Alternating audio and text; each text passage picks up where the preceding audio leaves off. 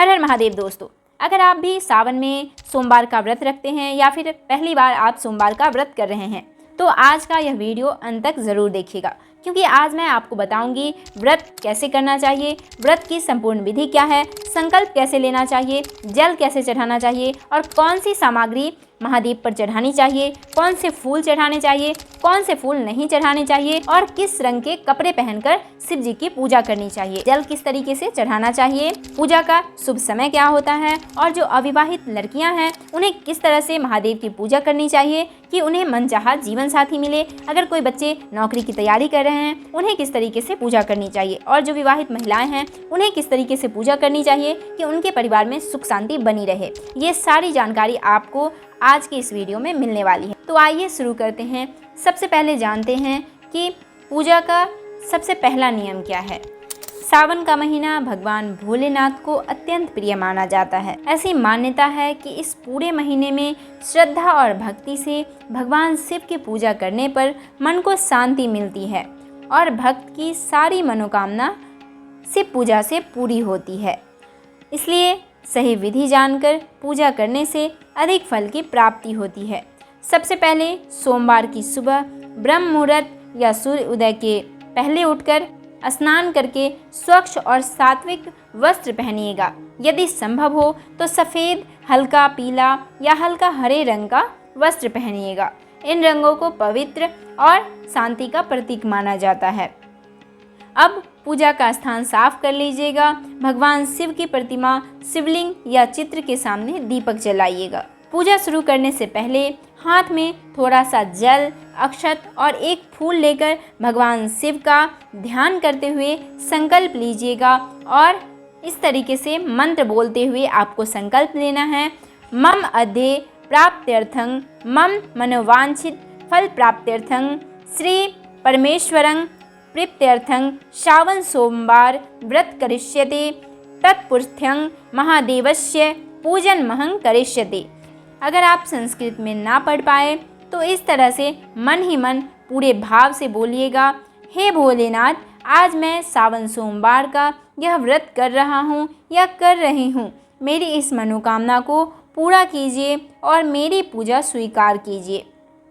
उसके बाद अभिषेक प्रारंभ कीजिएगा। सबसे पहले जल अर्पित कीजिएगा। यदि गंगा जल हो तो कुछ बूंदें जल में ही डाल लीजिएगा। जल धीरे धीरे और श्रद्धा से चढ़ाइएगा। जल चढ़ाते समय बार बार ओम नमः शिवाय का जप करते रहना चाहिए। इसके बाद दूध, दही, घी, शहद और शक्कर से पंचामृत अभिषेक कीजिएगा। फिर अंत में एक बार पुनः शुद्ध जल से अवश्य शिवलिंग का अभिषेक कीजिएगा ताकि शिवलिंग स्वच्छ हो जाए। अब भगवान शिव को चंदन या तिलक लगाइएगा। इसके बाद बेलपत्र अर्पित कीजिएगा। ध्यान रखिएगा कि बेलपत्र 3 पत्तों वाला हो, कटा फटा ना हो और साफ धुला हुआ होना चाहिए। बेलपत्र का चिकना भाग शिवलिंग की ओर रखते हुए श्रद्धा से अर्पित कीजिएगा। इसके बाद धतूरा, आँख का फूल, भांग, सफ़ेद कनेर, चमेली, मोगरा, बेला, जूही, कमल तथा अन्य ताजे सुगंधित पुष्प जो भी आपके पास हो वो अर्पित कीजिएगा। अब एक महत्वपूर्ण बात, सारे पुष्प महादेव को चढ़ते हैं, लेकिन 2-3 ऐसे पुष्प हैं जो भूल कर भी महादेव पर नहीं चढ़ाने चाहिए। केतकी यानी कि केवड़े का फूल भगवान शिव को नहीं चढ़ाया जाता। शिव पुराण में इससे जुड़ी एक प्रसिद्ध कथा मिलती है। इस प्रकार मुरझाए हुए फूल, बासी या जमीन पर गिरे हुए फूल या फिर गुड़हल का फूल कभी भी शिवलिंग पे अर्पित नहीं किया जाता। अब अक्षत अर्पित कीजिएगा। ध्यान रखिएगा कि अक्षत हमेशा साबुत, बिना टूटे और बिना पके हुए होना चाहिए। टूटे हुए चावल पूजा में अर्पित नहीं किए जाते। इसके बाद धूप, दीप और नैवेद्य अर्पित कीजिएगा। यदि फल चढ़ा रहे हैं तो मौसमी और ताज़े फल चढ़ाइएगा। अब बात करते हैं कि जल किस प्रकार चढ़ाना चाहिए।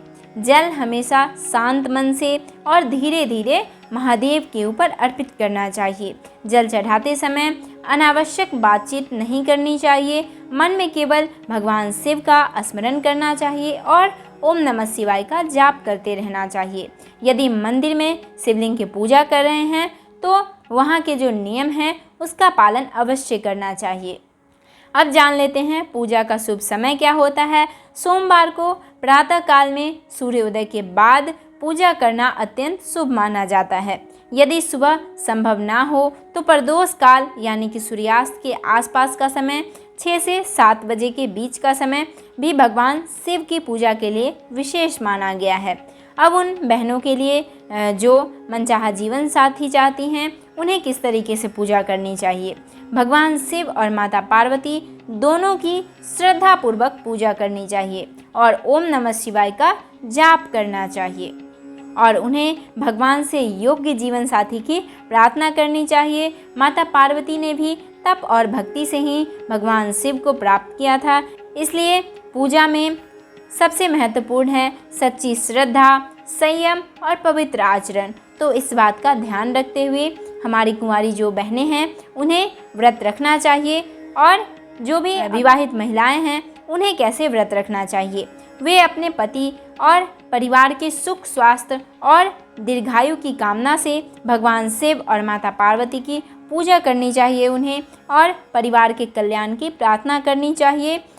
अब उन भाइयों के लिए जो नौकरी, व्यवसाय या अपने कार्य में सफलता चाहते हैं, उन्हें किस तरीके से पूजा करनी चाहिए।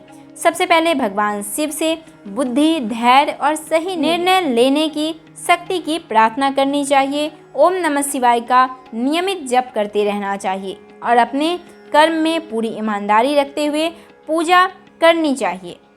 पूजा प्रेरणा देती है, लेकिन सफलता के लिए निरंतर परिश्रम भी आवश्यक है। अब एक बार पूजा सामग्री दोहरा लेते हैं। शुद्ध जल, गंगा जल, बेलपत्र, चंदन, अक्षत, धूप, दीप, घी, रुई की बाती, पंचामृत की सामग्री, धतूरा, आक के फूल, सफ़ेद पुष्प, फल, नैवेद्य और प्रसाद। अब पूजा के अंत में भगवान शिव की आरती करनी चाहिए। इसके बाद हाथ जोड़कर अपने परिवार, समाज और पूरे विश्व के कल्याण की प्रार्थना करनी चाहिए। यदि आपने व्रत रखा है तो अपनी पारिवारिक परंपरा के अनुसार उसका पालन कीजिएगा और उचित समय पर व्रत का पालन कर लीजिएगा। अंत में मैं आप सबसे बस इतना कहना चाहूँगी, भगवान शिव को सबसे अधिक प्रिय है आपका निष्कपट मन, सच्ची भक्ति और सरल भाव। यदि मन में श्रद्धा है तो छोटी से छोटी पूजा भी भगवान तक अवश्य पहुंचती है। अगर आपको यह जानकारी पसंद आई हो तो वीडियो को लाइक करके अपने परिवार और दोस्तों के साथ ज़रूर शेयर कीजिएगा। कमेंट में एक बार प्रेम से लिखिए हर हर महादेव। फिर मिलेंगे एक नई धार्मिक और ज्ञानवर्धक वीडियो के साथ। जय भोलेनाथ, हर हर महादेव साथियों।